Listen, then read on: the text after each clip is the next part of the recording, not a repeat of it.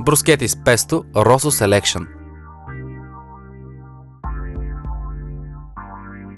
Багетата се нарязва на тънки филийки, които се подреждат в тава. Намазват се с зехтина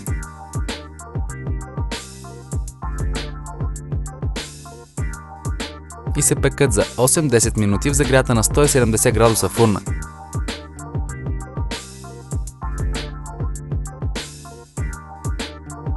След това се натъркват с килитката чесън.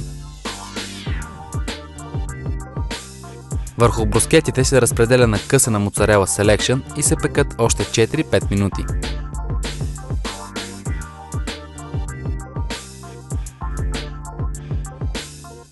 Накрая се гарнират с песто Rosso Selection.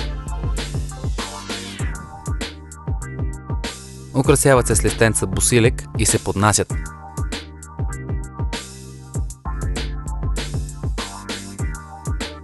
Вижте необходимите продукти.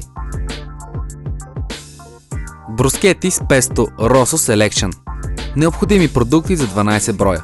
Едно бурканче песто Rosso Selection 190 грама, една багета, 125 грама сирене моцарела Selection, една скилитка чесън, 2 супени лъжици зехтин Extra Virgin Selection, листенца пресен босилек за гарниране.